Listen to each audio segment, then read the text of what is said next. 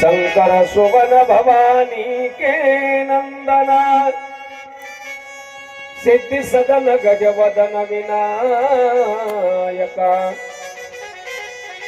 कृपा सिंधु सुंदर सबदायका मोदक प्रिय मृदु मंगल दाता विद्यावारिधि बुद्धि विधाता मांगत तुलसीदास कर जोरे वसहु राम सिय समोरे। माता पिता गुरु गणपति शारदा शिवा समेत शंभु मुनि नारदा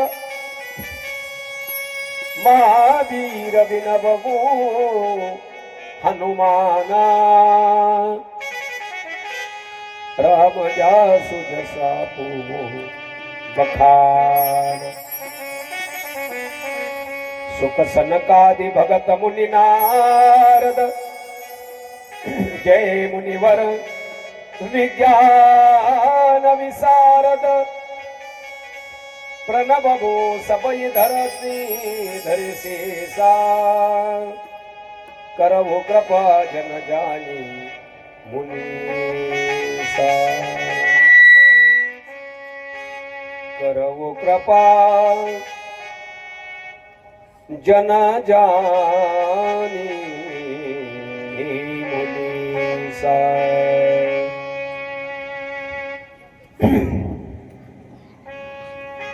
श्री शिवाय नमस्तुभ्यं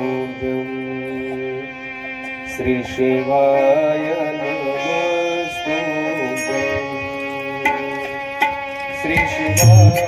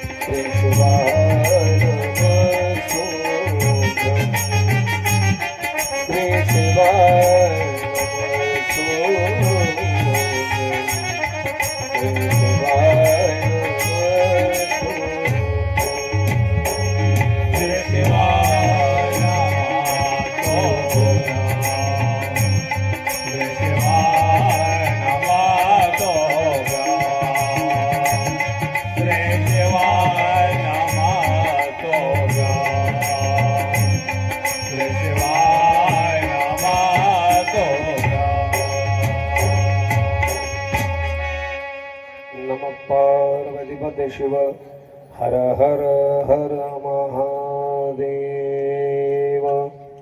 परम पवित्र ठिकाण नक्षत्रवाडी संभाजीनगर चालत असलेली शिवमहापुराण कथा 7वा दिवस, प्रासादिक दिवस आहे आज. आपल्या कथेमध्ये अनेक जण ज्येष्ठ श्रेष्ठ परमार्थिक क्षेत्रातील, राजकीय क्षेत्रातील, व्यापार क्षेत्रातील नोकर वर्ग अशा माणसांनी आपल्याला भेटी दिल्या.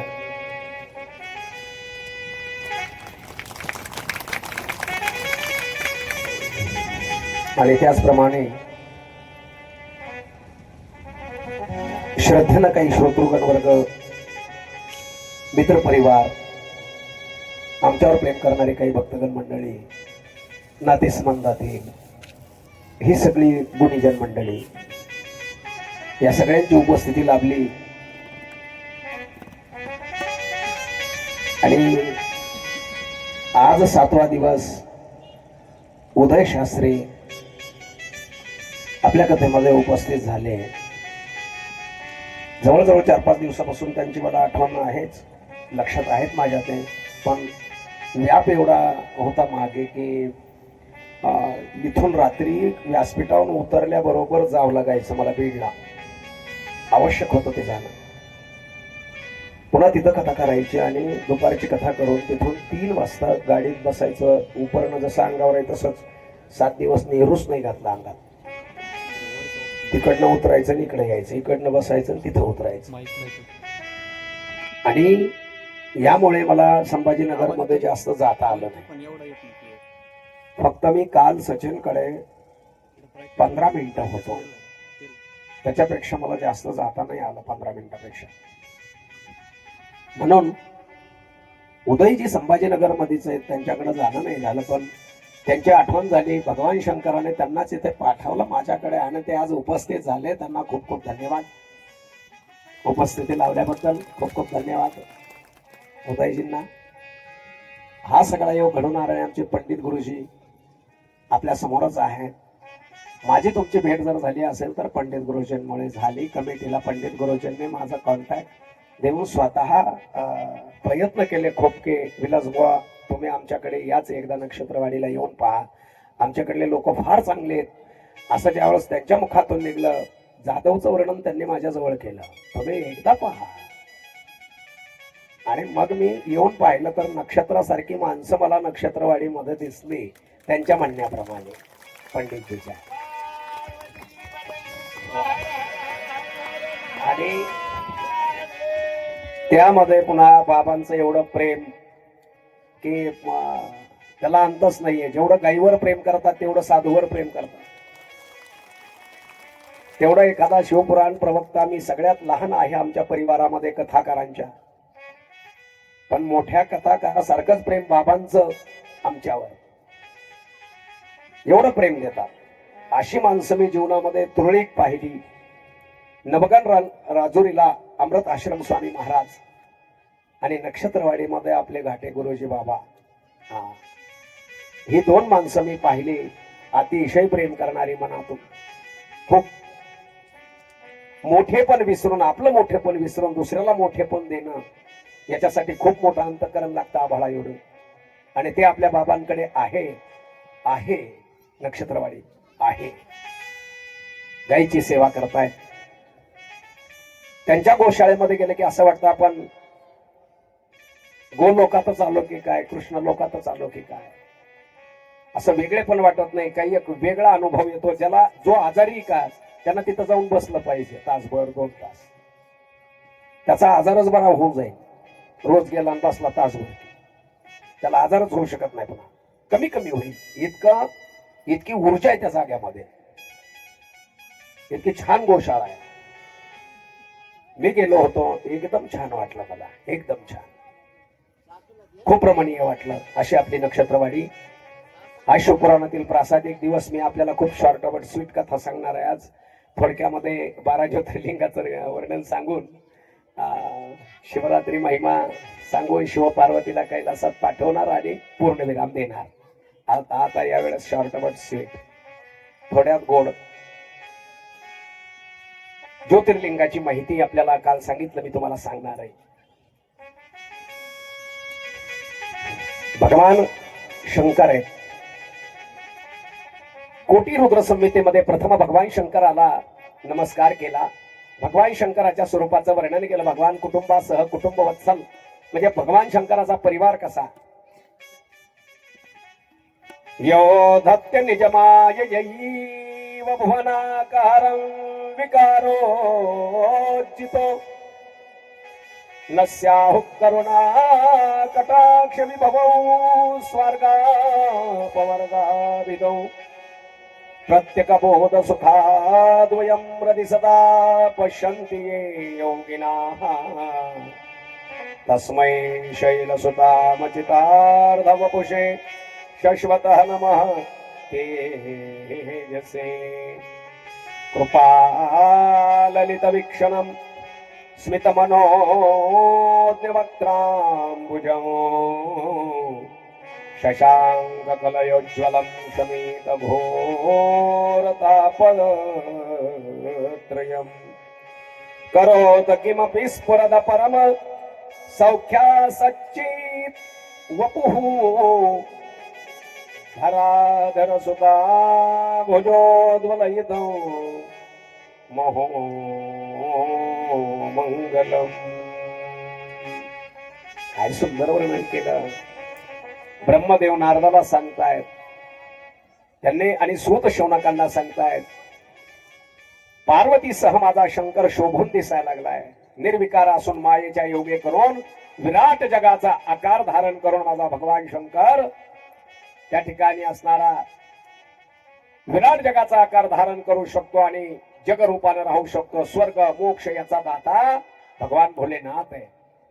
मोक्ष देणारे शंकर आहेत, स्वर्ग देणारे शंकर आहेत, योग्याच्या हृदयामध्ये राहणारे शंकर आहेत, अद्वितीय आत्मज्ञान आनंद स्वरूपात दिसणारे शंकर आहेत,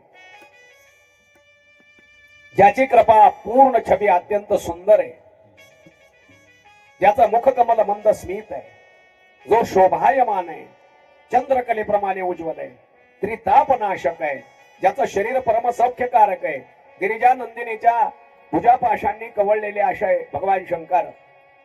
शिव सगळ्यांचं मंगल करोत आणि कल्याण करोत अशी ग्रंथकारांनी आज मागणी मागितली सर्वांसाठी की भगवान शंकर सर्वांचं कल्याण करो. सर्वे सुखिनः सन्तु सर्वे सन्तु निरामयाः. सर्व सुखी असावेत, सर्वांचं कल्याण असावं, सर्व आनंदी असावे हे मागणं मागितलंय. आज या पवित्र भारत भूमीमध्ये मोजकी अशी 12 ज्योतिर्लिंग सांगितले. मोजके कुठेही त्याचा विस्तार पाहून शिवरात्री महिमाचं वर्णन करू. मोजकी सांगितले. या पृथ्वीला जे व्यापलेलं आहे ना ते भगवान शंकरानं व्यापलेलं आहे. राम इथं आले पण राम आल्यानंतर भूमीमध्ये ते विलीन झाले जाऊन. कृष्ण इथं आले, कृष्ण निघून गेले. अवतार अधिक बाकीच्या देवता आल्या, निघून गेल्या. पण शंकर असे ज्यांनी भूमीला स्पर्श केला ते भूमीला सोडून पुन्हा कुठं गेले नाही. एकमेव देवता अशी आहे सर्व भूमीला व्यापून. सर्वत्र तुम्ही चारी धामाला कुठे जा तुम्हाला शंकर दिसतील. किती दिशा फिरा, सर्व दिशा फिरा, 8 दिशा फिरा, तुम्हाला शंकर दिसतील. शंकरानं व्यापलेली भूमी, पवित्र भारत भूमी. इथं ऋषी मुनी तपश्चर्या करतात. ही भारत भूमीच तशी आहे. ऋषी मुनी तप करतात. जहां डाल डाल पर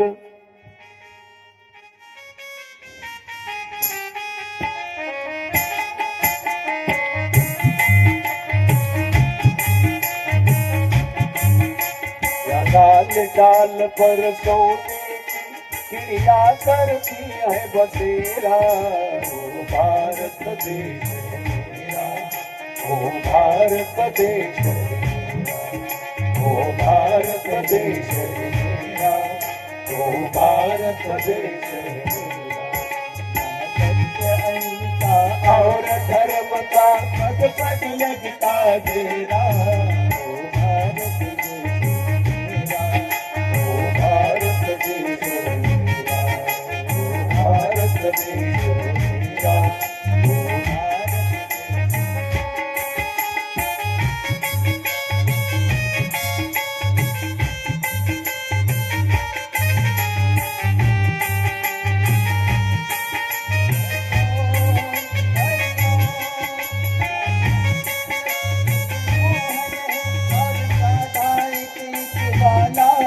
और राधा एक बाला सूरज सबसे पहले आकर डाले अपना डेरा ओ भारत देश मेरा ओ भारत देश मेरा सत्य अहिंसा और धर्म का पग पग लगता डेरा ओ भारत देश मेरा ओ भारत देश जय भारती जय भारती जय भारती जय भारती। वाह, जहां डाल डाल पर सोने की चिड़िया करती है बसेरा, जिथं सत्य आहे, जिथं अहिंसा आहे, जिथं धर्म आहे, असा भारत देश आहे. इथं मंदिर आणि शिवालय आकाशाशी बोलतात असे, आणि म्हणून असं श्रेष्ठ त्या ठिकाणी असणारा हा भारत देश, पुण्य पावन भूमी, संतांची महापुरुषांची गायीच्या पदस्पर्शानं पुण्यित झालेली ही भूमी. या भूमीमध्ये भगवान शंकर राहिलेले एकमेव देवता भगवान शंकर आहेत, जे भूमीला अनुसरून आहे. त्यावेळेस त्यांनी सांगितलं, स्मृती सोमनाथ, सौराष्ट्र कठियावाडा, सौराष्ट्रातील प्रभास क्षेत्रात सोमनाथ नावाने प्रसिद्ध उपलिंग अंतकेश्वर, मही नदी येथे सिंधू सागराला मिळते, त्या संगमावर सोरटी सोमनाथ आहे.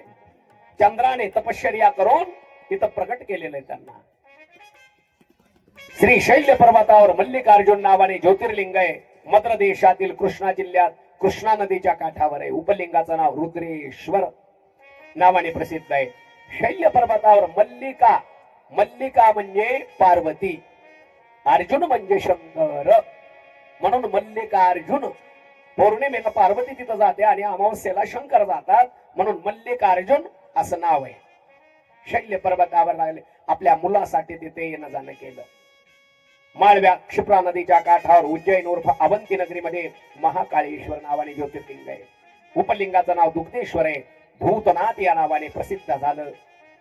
ओंकारेश्वर खंडवा इंदोर अग्निरथाच्या मार्गावर ओंकार रोड स्थानक, तिथून 12 किलोमीटर अंतरावर ओंकारेश्वर ज्योतिर्लिंग नर्मदेच्या काठावर. उपलिंगाचं नाव कर्दमेश्वर. 5 हिमालय केदार या उपलिंग भूतेश्वर नावाने प्रसिद्ध आहे, यमुनेच्या काठी आहे. 6 सिंह पर्वतावर भीमा नदीच्या काठावर महाराष्ट्रात नाशिकहून 180 किलोमीटर अंतरावर भीमाशंकर ज्योतिर्लिंग आहे. उपलिंग भीमेश्वर असा आहे. 7 काशी वाराणसी येथे गंगेच्या काठावर विश्वनाथाचं सुप्रसिद्ध ज्योतिर्लिंग आहे. भगवंताने पंचक्रोशी निर्माण केली स्वतःला राहण्यासाठी. काशीनाथ म्हणून त्या काशीमध्ये राहू लागले. तो काशीचा नाथ म्हणजेच महादेव विश्वनाथ. महाराष्ट्र नाशिक जिल्हा, नाशिकहून 18 किलोमीटर गोदावरीच्या उगमाजवळ त्र्यंबकेश्वर ज्योतिर्लिंग त्या ठिकाणी असणार आहे. जे आपण त्र्यंबकेश्वरला जातो तिथून ब्रह्मगिरी तिथंच आहे जवळ. ब्रह्मगिरी, गौतम ऋषी. गोहत्या जर कोणाकडून झाली तर आपल्याला तिथं जावं लागतं. गौतम ऋषी आहेत, तिथून उगम झालेला आहे गंगेचा. महादेव प्रत्यक्ष गंगेसह प्रकट झाले, गौतमाला दर्शन दिलं तिथं.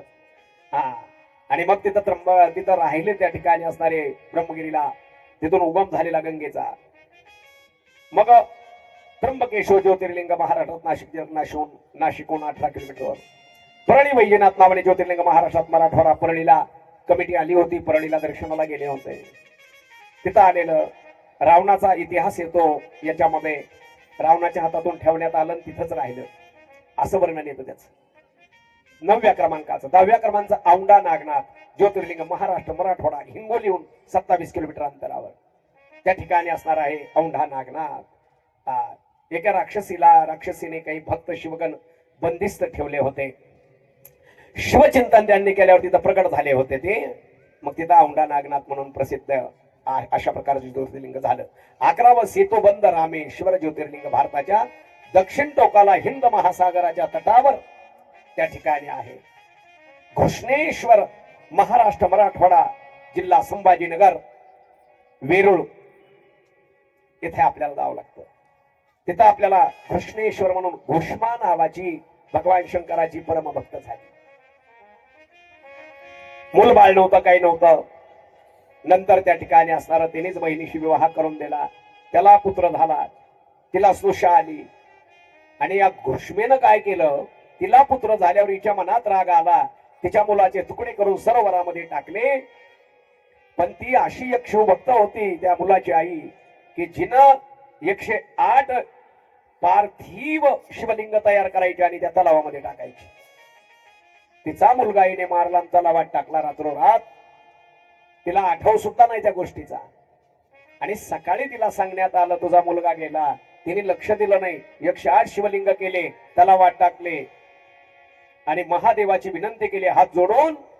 मृत पुत्र तिचा महादेवाने त्या तलावातून बाहेर आणून दिला. घुष्मेच्या घरी त्यावेळेस ते घुष्मेश्वर या नावाने प्रसिद्ध झालं. तिने सांगितलं प्रभू तुम्ही इथंच राहा पण माझ्या नावाने राहा. म्हणून घुष्मेश्वर ज्योतिर्लिंग आपल्या संभाजीनगर जवळ अतिशय जवळ वेरूळला, अतिशय जवळ. तिथं आपल्याला जाता येतं, दर्शन घेता येतं.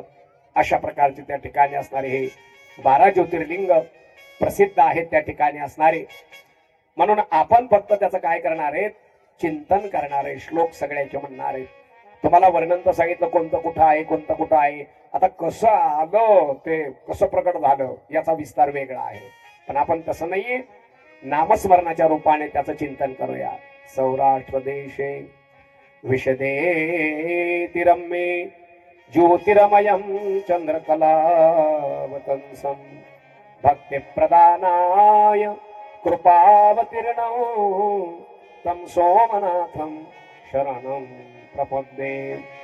श्रीशैल्य शृंगे विबुधादिसंगे तुलाद्रितुंगेऽपि मुदा वसन्तं तम अर्जुनं मल्लिकपूर्वैकं नमामि संसार समुद्रसेतुम् अवन्तिकायां विहितावतारं मुक्तिप्रदानाय च सज्जनानाम् अकालमृत्यो परिरक्षणार्थं वंदे महाकाल महासुरेशम. महाकाळेश्वरला जर गेलात अकाल मृत्यू तुमचा कधी होणार नाही. अकाल मृत्यूला टाळणारा महाकाळेश्वर अशा प्रकारचा असणारा आहे. ओंकारेश्वराचं वर्णन केलं.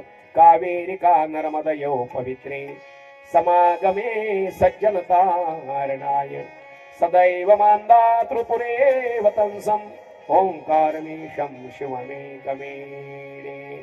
नंतर त्या ठिकाणी वर्णन केलं.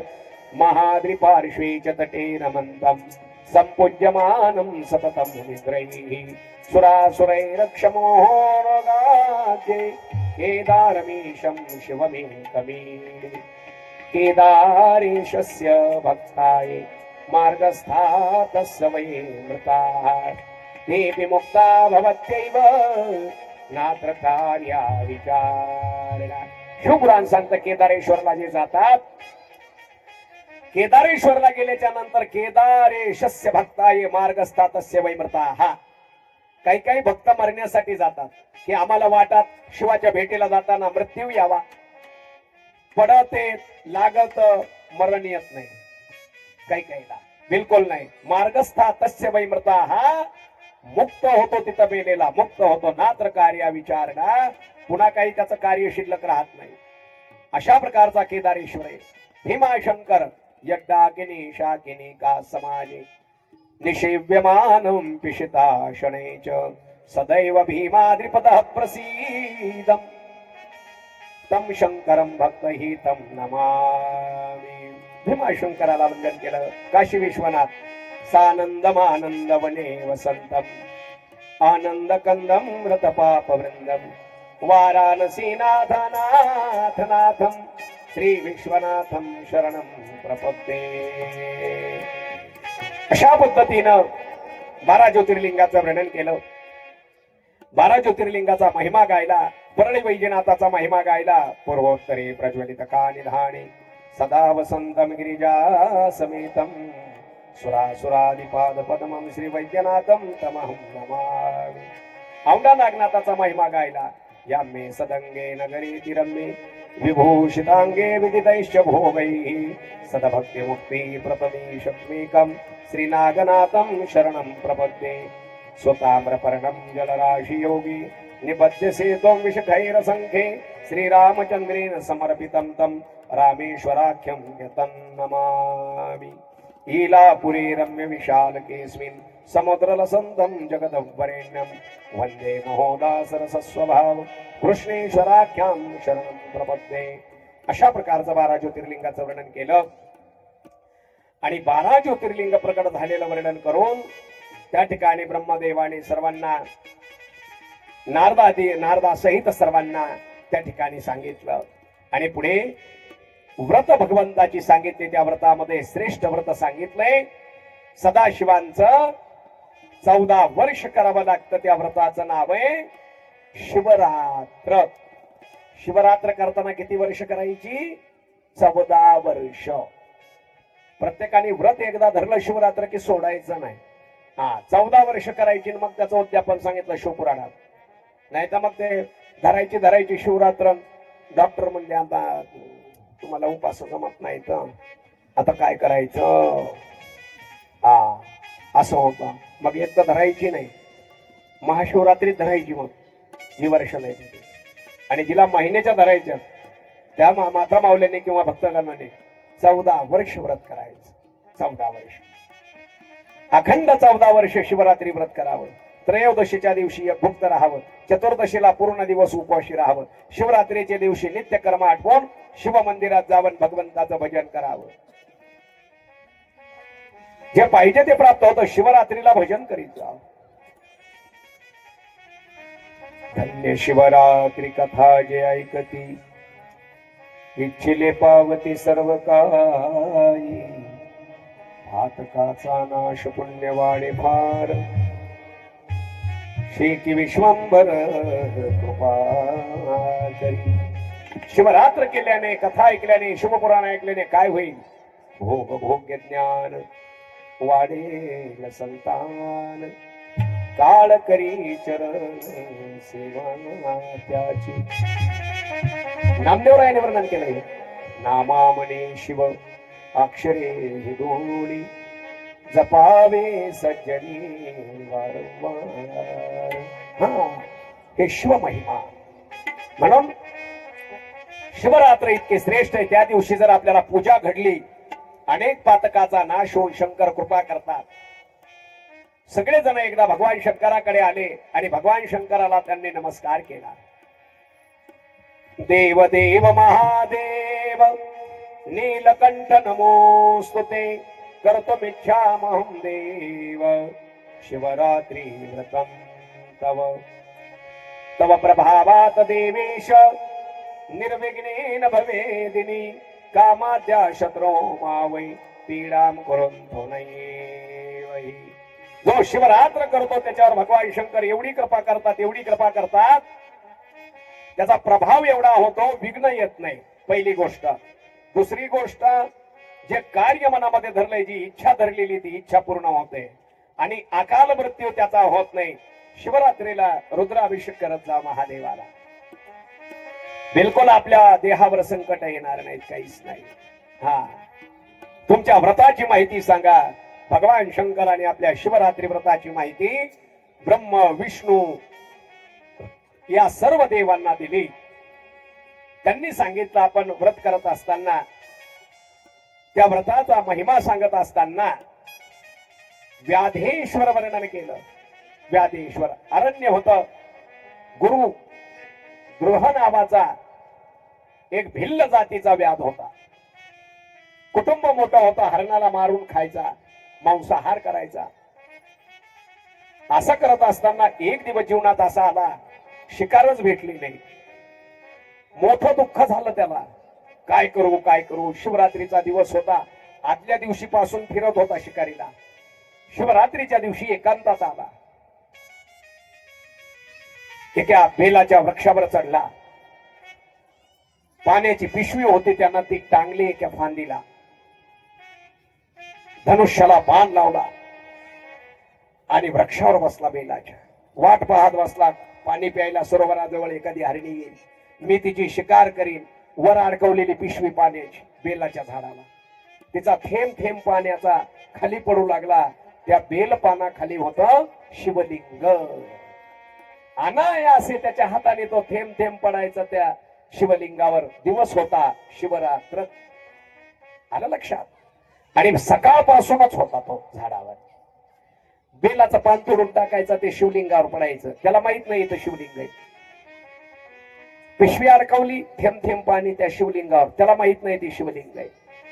अचानक शिवरात्रीच्या दिवशी त्याच्याकडून घडलेली सेवा आहे. पहिल्या प्रहरामध्ये हे होत होत. एक हरणी पाणी पिण्यासाठी आली.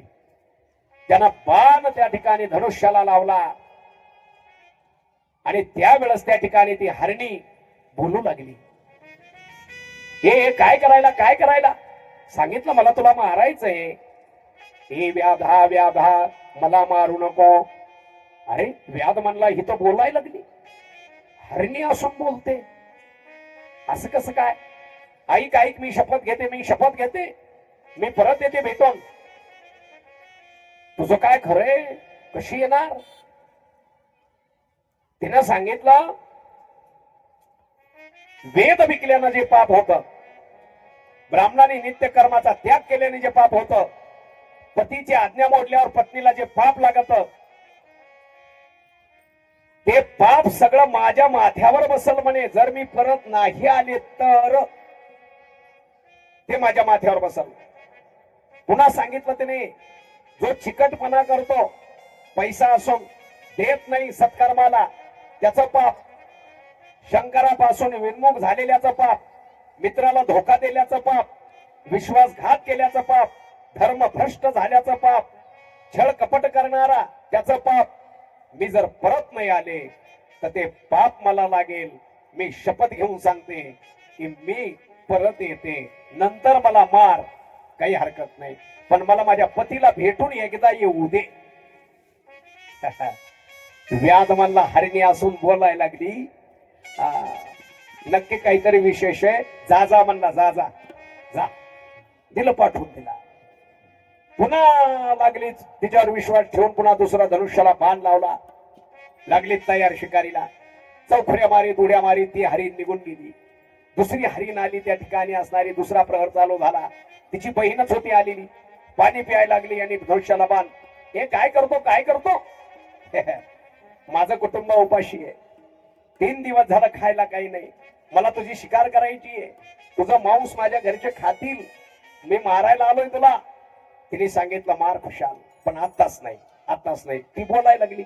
हा म्हणला, बापरे, दुसरी हरणी आलेली बोलते. हा स्पष्ट बोलते. त्यावेळेस तिने सांगितलं, हे बघ, मी परत येते. छे छे, मी परत येते. तुझ्या बोलल्यावर माझा विश्वास नाही. अरे असं करू नको, मी परत येते.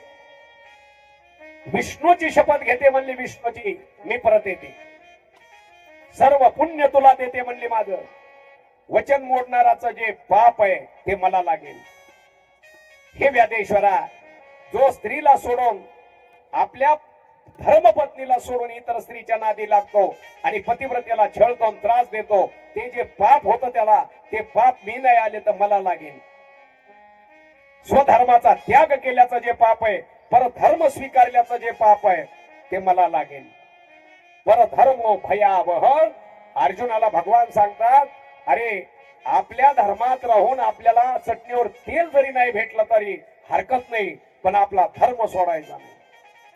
धर्मो रक्षती रक्षिता. हा, आपल्या धर्माचा त्याग कधी करायचा नाही आणि धर्म कधी सोडायचा नाही. कंठाला जरी प्राण आला, धर्म सोडायचा नाही.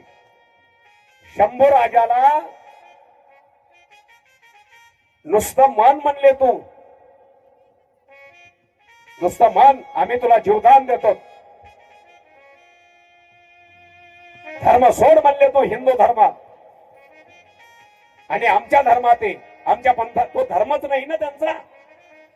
पंथ आहे, धर्म एकच आहे, हिंदू सनातन धर्म, एकच धर्म आहे हिंदू सनातन. पुन्हा कोणते धर्म नाहीयेत. बाकीचे पंथ आहेत, बगलबच्चे आहेत सगळे हिंदू धर्माचे. फांद्या फुटलेल्या त्या कलमा केलेल्या वेगवेगळे. हा फक्त धर्म हिंदूच. हा बाकीचे पंथ आहेत सगळे. म्हणून हिंदू धर्मातल्यांना सगळ्यांना माझं सांगणं आहे, धर्म परिवर्तन होऊ देऊ नका, धर्म परिवर्तन करू नका. भय आपल्याला पुढे चालवून.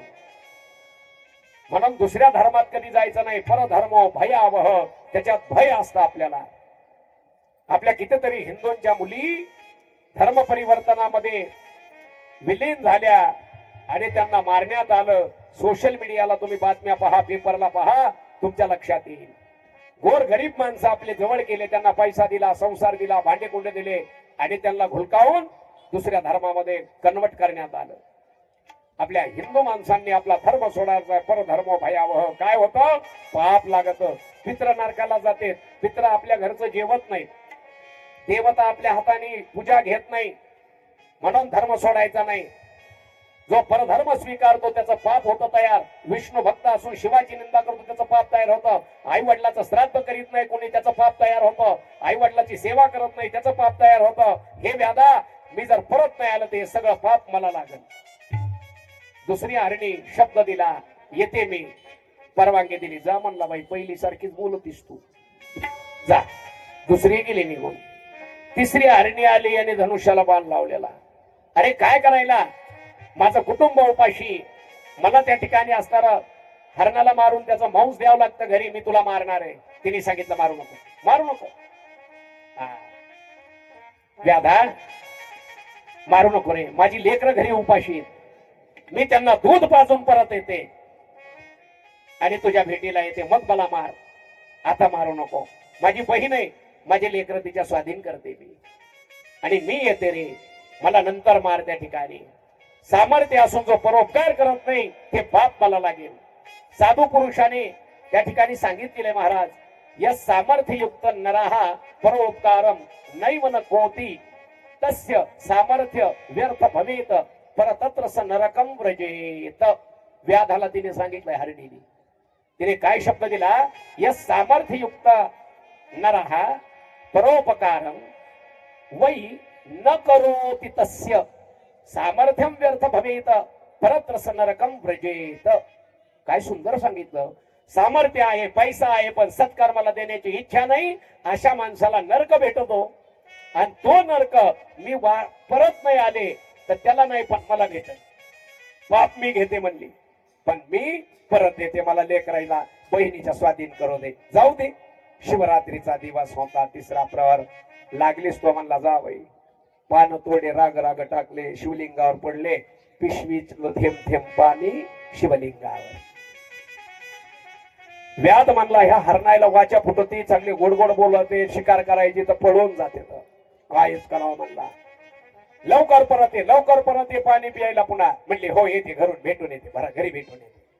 लागलीच त्या ठिकाणी असणार. पुन्हा चौथी हरिण आली, धनुष्य बाण जोडला. तिने सांगितलं, मारू नकोस, थांब. माझे लेकर बाळा उपाशीत म्हणला तो. आई उपाशी, बायको उपाशी. तिने सांगितलं, जसे तुझे लेकर बाळा आई, तसं आमचं कुटुंब आहे.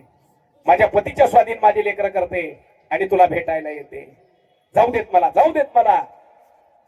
चौथा प्रहर तिने सांगितलं, स्त्रीचं सौभाग्य, तिचा पती आहे, पतीशिवाय स्त्रीचं जीवन व्यर्थ असतं. पतीचं छत्र हे स्त्रीचं सौभाग्य. तिचा त्यांनी त्या ठिकाणी सांभाळ केला पाहिजे. आपल्या पतीला सोडून एका पतिव्रतेनं कधी जाऊ नये. पती पत्नीतलं प्रेम जशास तसं राहावं, कायमस्वरूपी राहावं. आणि त्या ठिकाणी असणार, जी पत्नी आपल्या पतीला सोडून जाईन आणि त्याला त्रास देईल, त्याची तळमळ, त्याचं जे पाप आहे, मी परत नाही आले तर मला लागेल. तिनं सांगितलंय, मला जाऊ दे, मी येते. व्याध शिरोमणी कृपा कर, आमच्यावर कृपा कर. त्याने तिला पाठवून दिलं. आता ह्या चारही गेल्या निघून. 4 प्रहरातल्या 4 हरणी येत निघून गेल्या. हा वाट पाहत वाचला, धनुष्याला बाण लावून. येताना शिवरात्रीच्या 4थ्या प्रहरात सगळ्याच्या एका वेळातच आले पाणी प्यायला. आणि त्याला आता कन्फ्युजन असं झालं, कोणाला बाण मारू. पहिली म्हणली मी आधी आले होते, मला आधी मार. ती म्हणली नाही नाही, मी शब्द दिलता की नाही तुला, मला मार, मग मला आधी मार.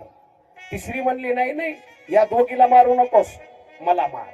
आणि चौथीनं सांगितलं मी शेवटी आलते, आता निघूनच गेलत्या, नंबर माझा. व्याधाच्या मनामध्ये इतकं पुण्य तयार झालं, बेलाचं पान टाकीत होता, पाण्याचे थेंब पडत होते. त्याच्या कष्टानं, त्याच्या प्रयासानं शिवरात्रीच्या 4 प्रहरात त्याला सेवा घडलेली होती. त्याची दृष्ट बुद्धी निघून गेली, वाईट बुद्धी निघून गेली, पाप बुद्धी निघून गेली. त्याचा मन चित्त बुद्धी शुद्ध झाली आणि त्याच्या मनात असं आलं, 4 हरणी आहेत. अरे प्राणी असून एकासाठी मरायला तयार आहे, त्याला मारू नको, मला मार. ही म्हणती तिला मारू नको, मला मार. आणि ही शेवटची म्हणते तिनीला मारू नको, पण मला मार. हे प्राण्यामध्ये बुद्धी आहे आणि मी तर मनुष्य म्हणला. मी दुसऱ्याला मारायला प्रवृत्त होतो, माझं व्यवस्थित पाहिजे, मी त्याला खलासच करून टाकतो, असं माणसाच्या मनात येतं. किती पापबुद्धी माझी. म्हणून त्याचं अंतःकरण शुद्ध झालं आणि त्यांनी सांगितलं मला क्षमा करा, मी तुम्हा चौघीला मारित नाही. आणि शिवरात्रीच्या दिवशी घडलेली पूजा, त्या ठिकाणी 4 कोण होते. एक होते शिव, एक होती पार्वती, एक होता गणेश आणि एक होता कार्तिकेय. सहकुटुंब सहपरिवार दर्शन शिवाचं सहजासहजी होत नाही. शिवरात्रीच्या 4 प्रहरामध्ये सेवा घडली आणि भगवान शंकर प्रगट झाले हरणीच्या देहातून. त्यांना दर्शन दिलं त्या ठिकाणी. चारी त्या व्याधाला कृताकृत्य झाला, व्याध धन्य झाला. याचं कारण होतं शिवरात्रीची केलेली सेवा.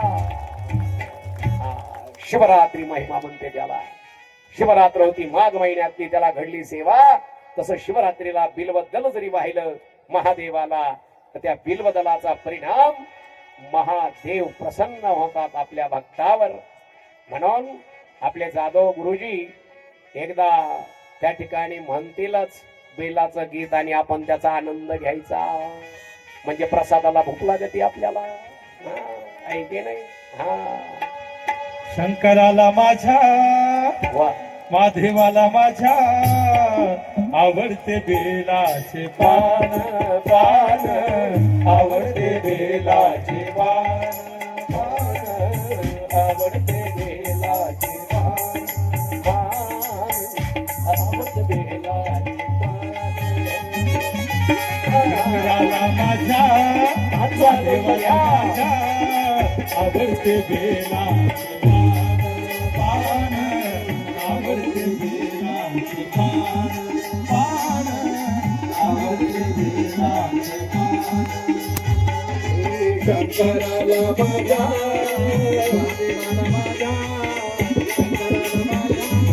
महादेवाला माझ्या, महादेवाला माझ्या, आवडते बेलाचे पान पान, आवडते बेलाचे पान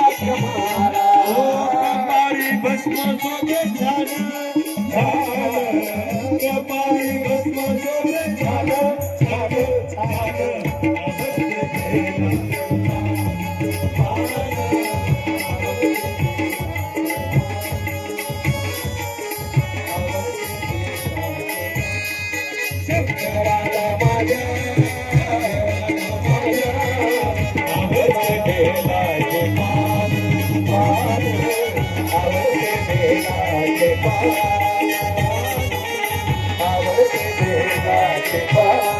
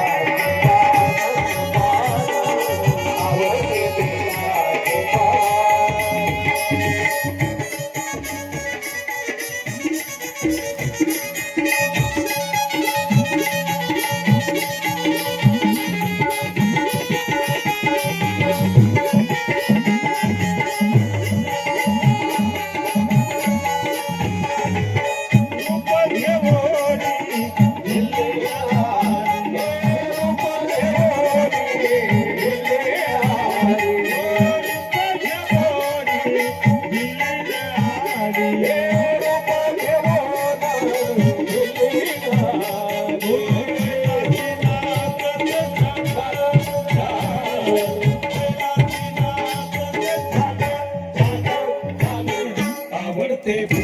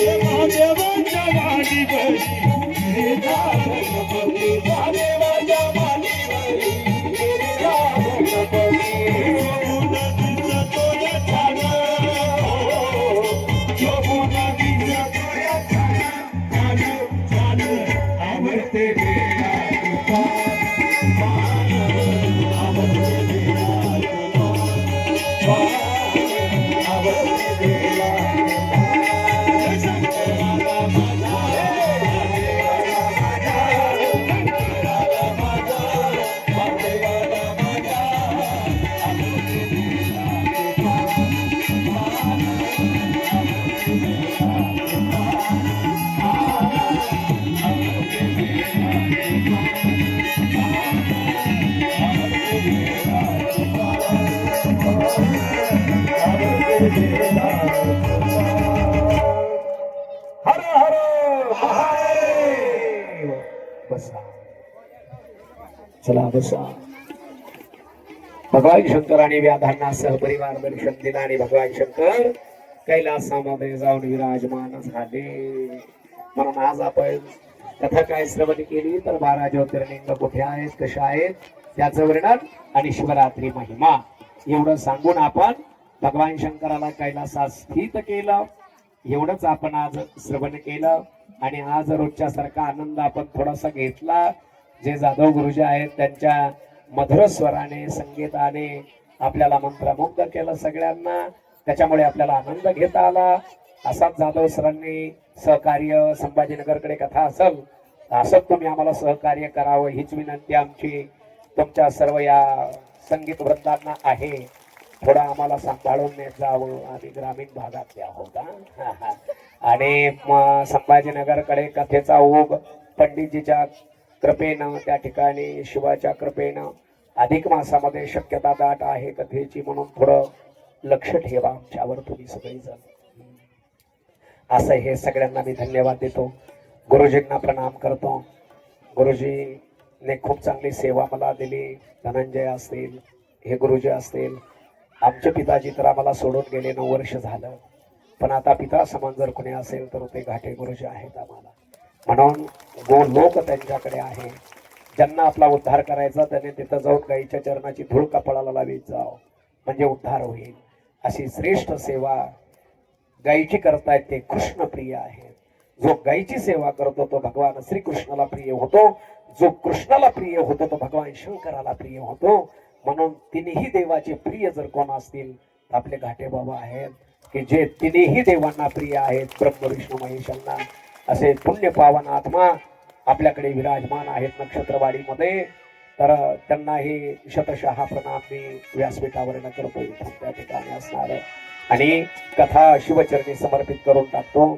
आता ज्यांना कोणाला अनुमोदन करायचं असेल अनुमोदन करतील. आता संयोजक मंडळीपैकी कोणीतरी अनुमोदन करून सांगून त्या ठिकाणी असणार बोलतील. 4-4 शब्द कोणाला बोलायचे.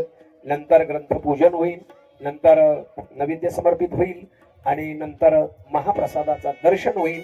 दर्शनानंतर महाप्रसादाचा लाभ आपल्या सर्वांना होईल.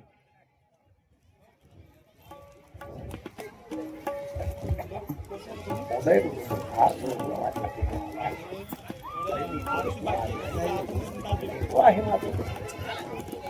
त्याचा मुलगा आहे.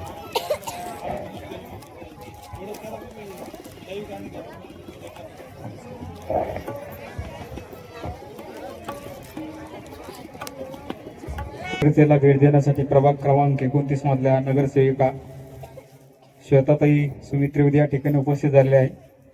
महाराजांच्या हस्ते त्यांचं स्वागत करण्यात आहे. त्याचप्रमाणे मान्य महापौर साहेब नंदकुमारजी घोडले साहेब या ठिकाणी आले आहे. आपणास अशी विनंती करतो की आपणही स्टेजवरती यावं. या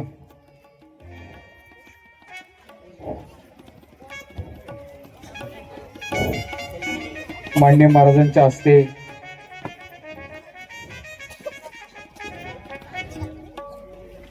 श्वेता सुमित भैया त्रिवेदी त्याचप्रमाणे सुमित भैया त्रिवेदी या ठिकाणी उपस्थित आहे.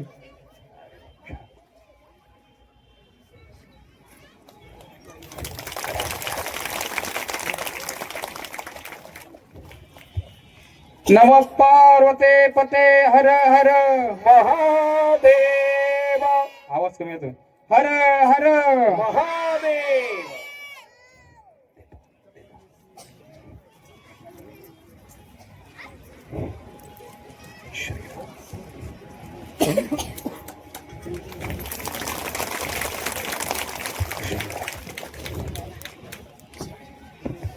पल्लवीताईंना विनंती करतो की वर या. पल्लवीताई लंबे. त्याचप्रमाणे माननीय महापौर साहेब या ठिकाणी आले आहे. छोटू भैयांना विनंती करतो आपण स्टेजवर यावं.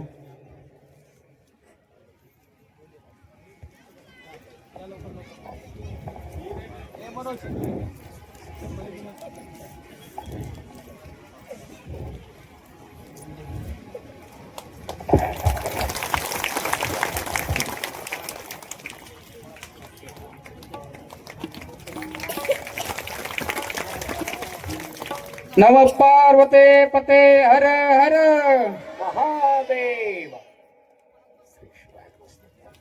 या ठिकाणी श्वेताताईचं स्वागत करण्यात आले. त्याचप्रमाणे सुमित भैया त्रिवेदी यांचंही स्वागत करण्यात आले. माननीय श्री महापौर साहेबांचं या ठिकाणी स्वागत महाराजांच्या हस्ते होत आहे. सर्व मान्यवरांचे धन्यवाद. त्याचप्रमाणे गेले 7 दिवसापासून परमपूज्य आदरणीय श्री विलासजी जोशी गुरुजींनी अत्यंत म्हणजे मार्मिक पद्धतीने या ठिकाणी आपल्याला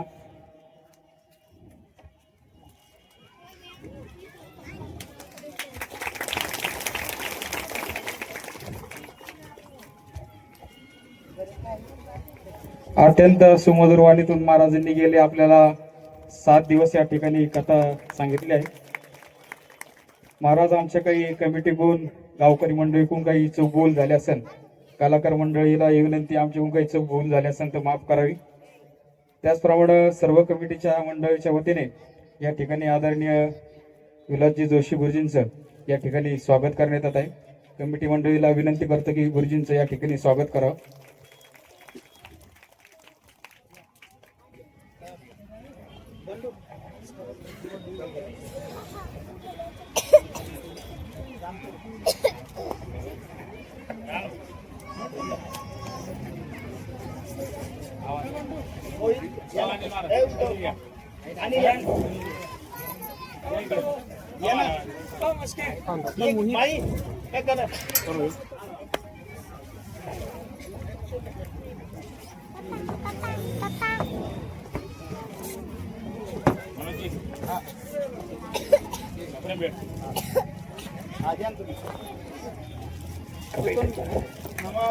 नमः पार्वते पते हर हर.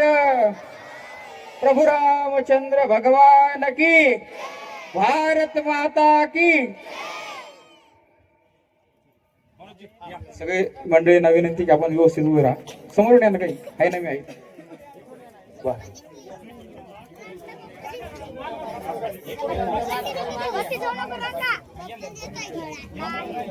करू शकतो.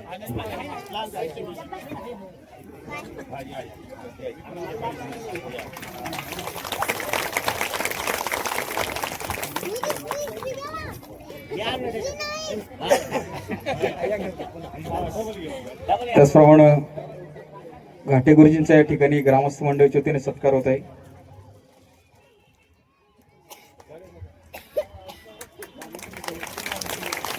त्याचप्रमाणे गेले 7 दिवसापासून उत्कृष्ट गायन आणि सिंतवादक ज्यांनी आपल्याला अनमोल असा सर्वांनीच वेळ दिलेला आहे, पण सिंतवादक ज्यांनी केले ते सरदारजी जाधव साहेब यांच्या या कमिटीच्या वतीने स्वागत करण्यात येत आहे.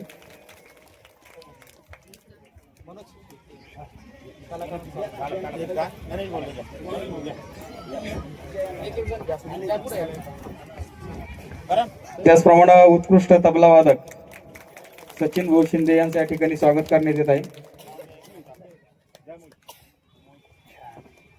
छान आहे आवाज.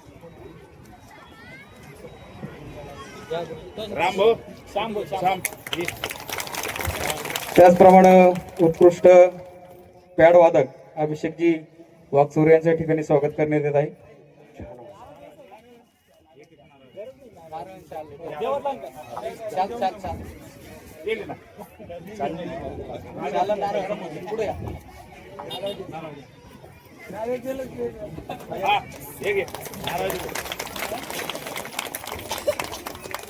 दरवर्षीप्रमाणे या ठिकाणी मंडपसाठी भागीरथी मंडप डेकोरेशन यांच्या या ठिकाणी सुंदर असं डेकोरेशन आणि मंडपची व्यवस्था करणारे आमचे राम भाऊजी पाटेकर या ठिकाणी उपस्थित आहे. यांचं या ठिकाणी स्वागत करण्यात येत आहे. या समोर या. त्याचप्रमाणे 7 दिवस हा आवाज तुमच्यापर्यंत पोहोचण्याचं काम ज्यांनी केलं ते आपले गुंजन डीजे महेश भाऊ विभूते यांना विनंती करतो की आपण स्टेजवरती यावं.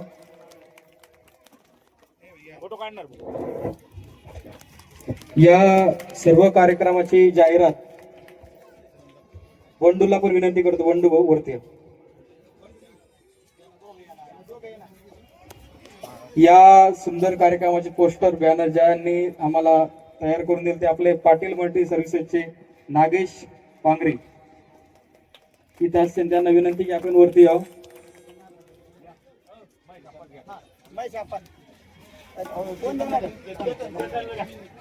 आपले या ठिकाणी अजून एक छोटे वादक राहिले ते त्यांचं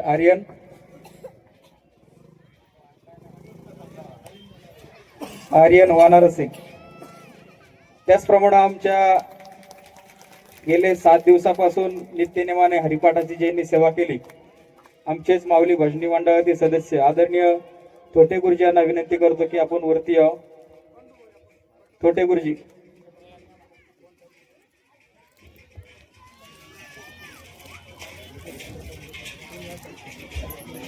भाऊया.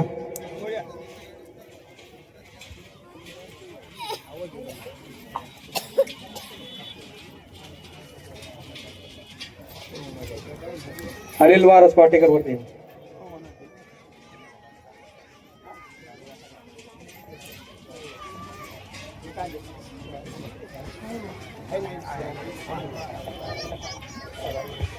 या ठिकाणी आज प्रसादाची सेवा ज्यांनी बनवली सुंदरपैकी ते आपले पोपट भाऊ आचारी यांना विनंती करतो की आपण वरती यावं.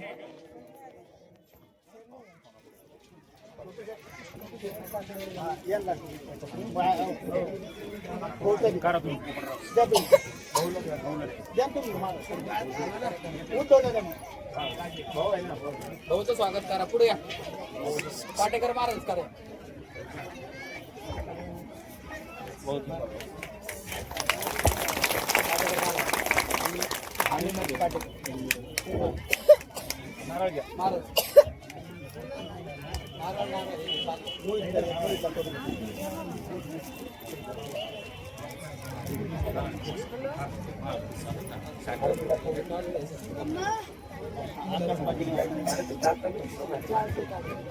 गेले 7 दिवसाची लाईट व्यवस्था ज्यांनी आम्हाला उपलब्ध करून दिली. कुठेही तांत्रिक अडचण आली गेले 5 मिनिटांमध्ये लाईटची व्यवस्था उपलब्ध करून दिली ते आपले भागातील इंजिनियर महावितरणचे आकाश पाटील साहेब यांना विनंती करतो की आपण वर यावं. या. इकडे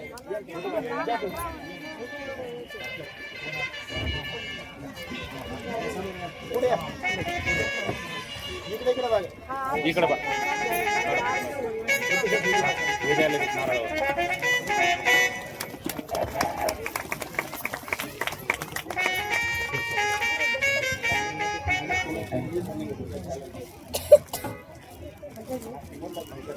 ठीक आहे.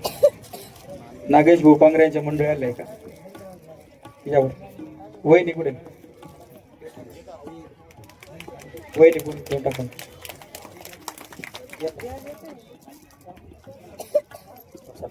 आरतीची तयारी करा खाली आरतीची तयारी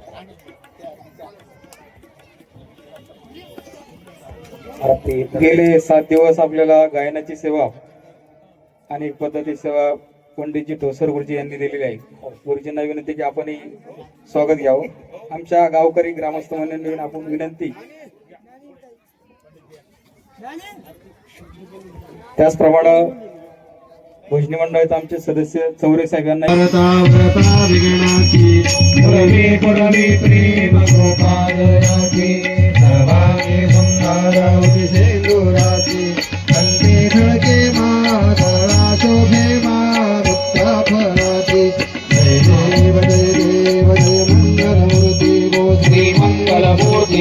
दर्शन मात्रे माना स्मरणे मात्रे माना कामना पुरती जय देव रत्नाखचितहारा तुझा गौरी कुमारा चंदनाची मोठे गम गम केशरा नीले जडिता मुकुटा शोभा चोबारा ऋणनाचे पोरे चरणी धागरिया जय देव जय देव जय मंगल मूर्ती हो श्री मंगल मूर्ती दर्शन मात्रे मान स्मरणे मात्रे मान कामना पुरती जय देव लंबोदर पीतांबर फणिवर बंधना सरळ सोना वक्र तुंड नयना रामाचा वजपाही सदना संगती पावावे निर्वाणी रक्षावे स्वरवर वंदना जय देव जय देव जय मंगल मूर्ती हो श्री मंगल मूर्ती दर्शन मात्रे मान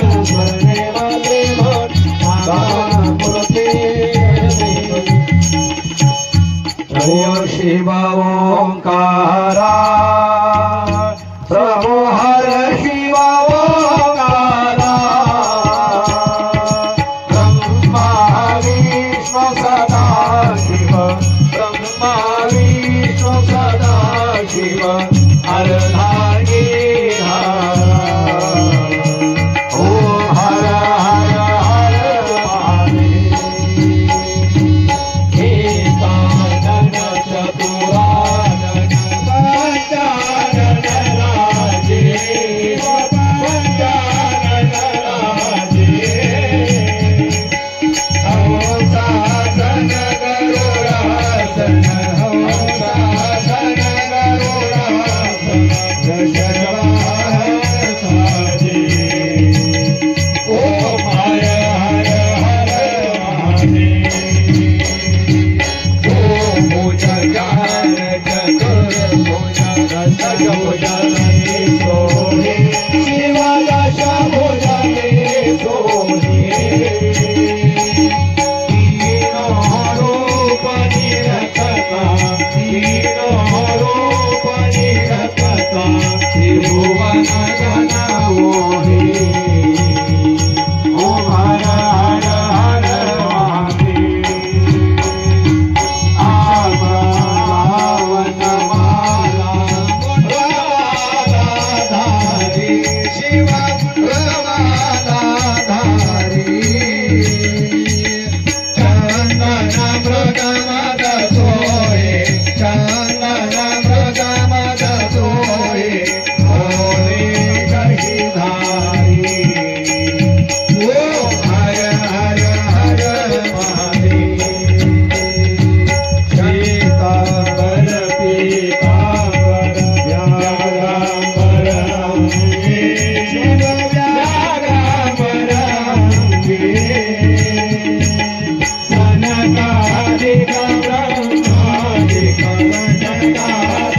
Thank you.